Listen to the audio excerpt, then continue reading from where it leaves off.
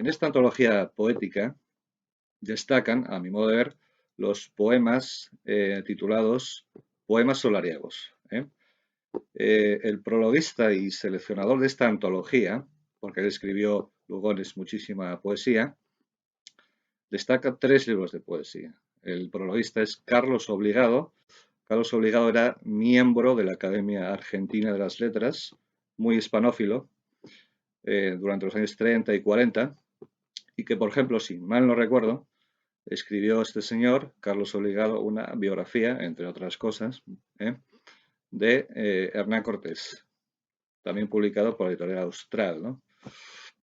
Como Salvador Madariaga, José Luis Álvarez, Juan Miralles, Iván Vélez o Pedro Insúa, ¿no? Escriben mucho sobre la leyenda negra y en particular sobre Hernán Cortés, ¿no? También.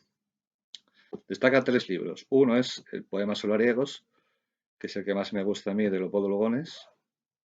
Otro es el Romance de Río Seco y otros serían las Odas seculares. Como digo, él tenía muchísimos libros de poesía, había empezado a escribir ya temprano, porque él deja el instituto, era descendiente de criollos, venía de familia criolla, es decir, descendientes de los españoles llegados a Hispanoamérica, hijos de los españoles nacidos en Hispanoamérica, ¿no? Los criollos, y de hecho él lo recuerda, es un poeta clásico, empieza su evolución casi en un liberalismo muy extremoso y termina su evolución poética y no poética,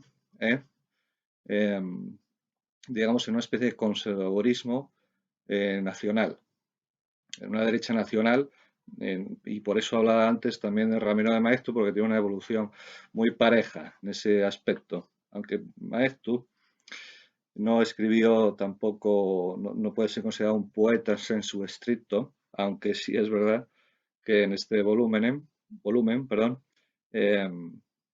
publicado por editorial Biblioteca Nueva, en edición de Emilio Palacios Fernández, que se llama Obra literaria olvidada, él tiene varios poemas, muy pocos, de los que básicamente se mofa de los decadentes y de los modernistas, ¿no? Con ese exceso de retórica, ¿verdad?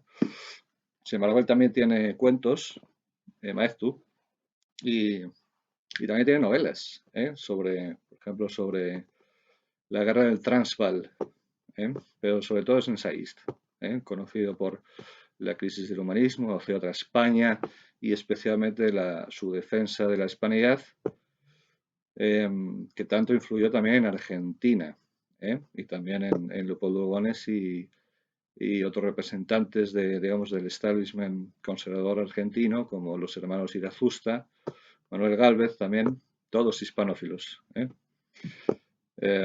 Arturo Jaureche, etcétera, ¿no? Carlos Ibarguren, etcétera, etcétera. Gran poeta Lugones,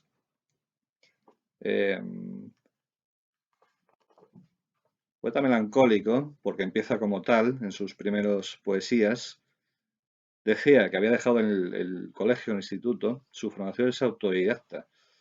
Su familia posiblemente fuera de posibles porque se lo podía permitir, y empezó a trabajar, que llevaba una vida más o menos holgada, señor Lugones, y empezó a trabajar desde muy joven, además en La Nación, el periódico La Nación antes citado, y empezó a publicar también joven, con 21, 22 años.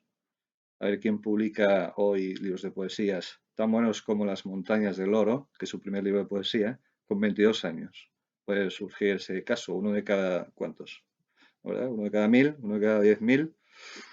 Dicho esto, abro un paréntesis. A mí me gustaría, por ejemplo, con referencia a esto, o echo de menos, más bien dicho, la presencia de una materia en la educación referida estrictamente a la creación tanto en prosa, en verso y oratoria, las 3 cosas. Además tienes 3 trimestres para hacerlo, uno en cada trimestre.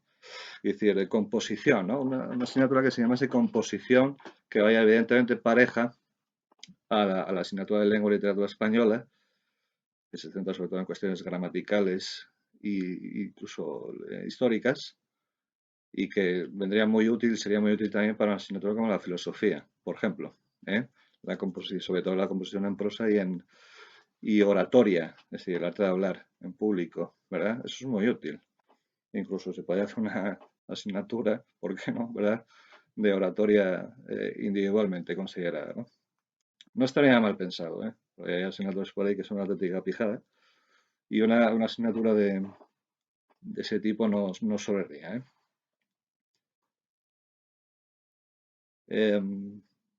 Bueno, viaje por Europa, dirige en París la revista Sudamericana.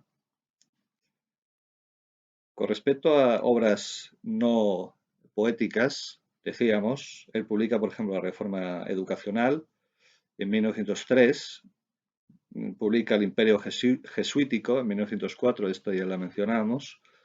Le da mucha importancia también en una segunda etapa de su obra literaria poética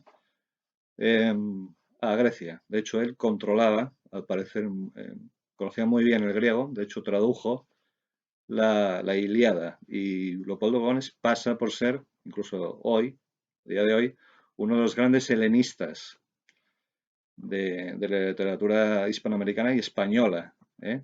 Eh, Publica varios libros sobre esta cuestión que están concentrados en un volumen, si no recuerdo mal, titulado Estudios Helénicos. Helénicos, estudios sobre la Grecia antigua. Escribe también libros sobre los gauchos, la guerra, los famosos gauchos, ¿no?, Martín Fierro, etcétera, casi que son un mito, pero hubo levantamientos campesinos en La Pampa. La guerra gaucha en 1905, sobre Güemes y sus montoneros, los famosos montoneros, argentinos. Es un libro, dice aquí el señor Obligado, de carácter patriótico. Después también publica relatos cortos, conocidos, por ejemplo, en Cuentos Fatales, Las Fuerzas Extrañas. Algunos están publicados por editoriales españolas también, quizá poco conocidas.